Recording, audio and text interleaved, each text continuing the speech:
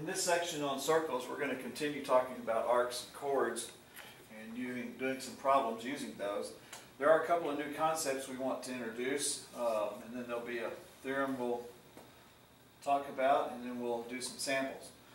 A couple of new ideas is the term inscribed and the term circumscribed. Inscribed means a polygon is inscribed within a circle when all of its vertices or corners are on the circle. Think about a circle. If you're on the circle, you're in that, portion that makes up the circle part of it. And so when all the corners of a polygon are on that circle, the polygon is considered to be inscribed within.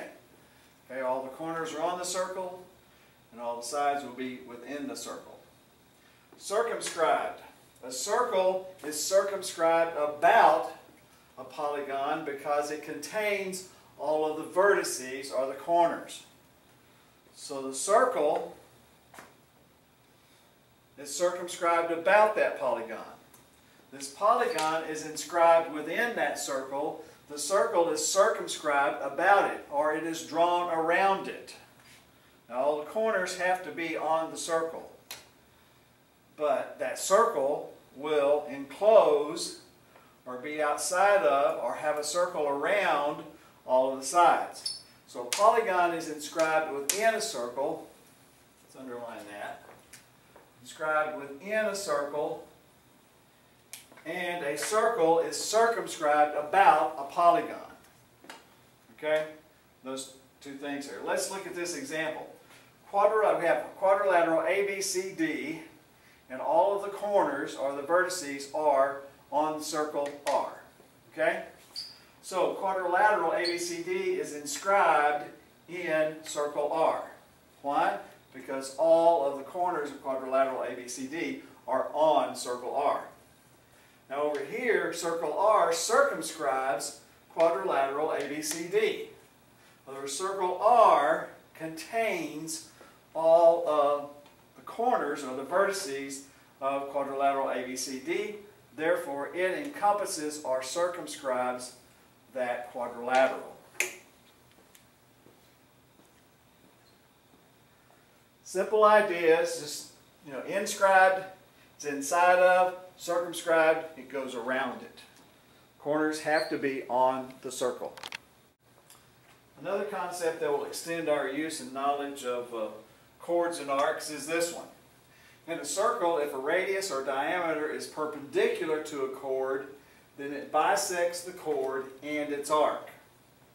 Okay? This symbol means perpendicular, means they meet at right angles. What does this look like? Well, here is circle A, okay? And if segment AB is perpendicular to, let's get this right here, segment TV, then segment UT is congruent to segment UV, and arc BT is congruent to arc BV. Okay?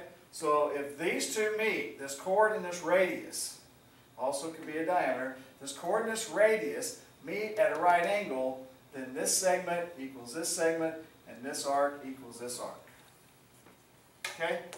Fairly simple, but pretty powerful little concept that we'll use in some problems. Okay, the last concept we want to talk about before we do some samples is this one.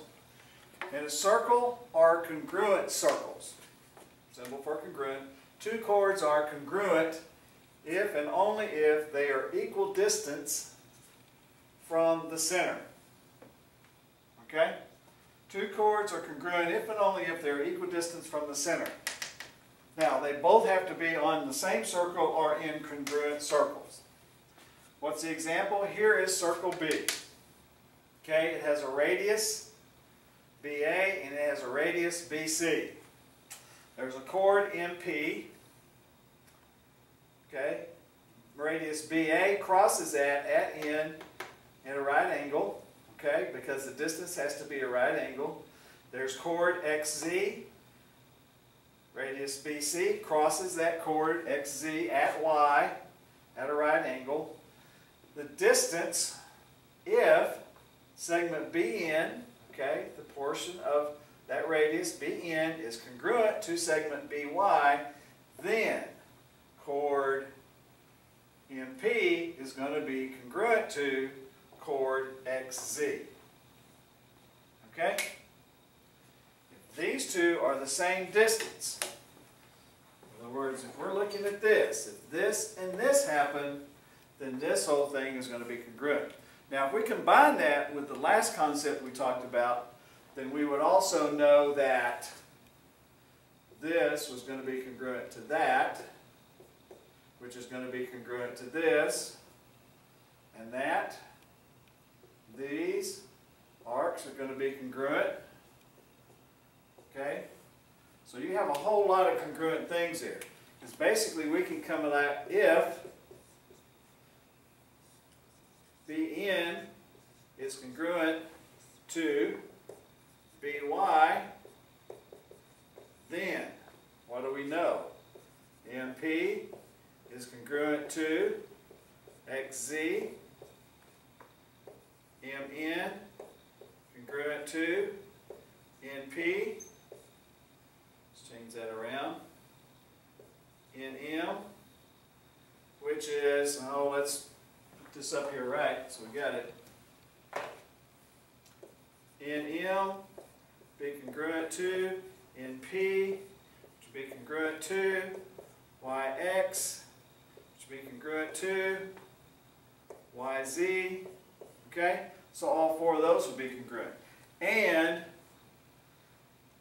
arc AM will be congruent to arc AP, congruent to arc CX, congruent to arc CZ.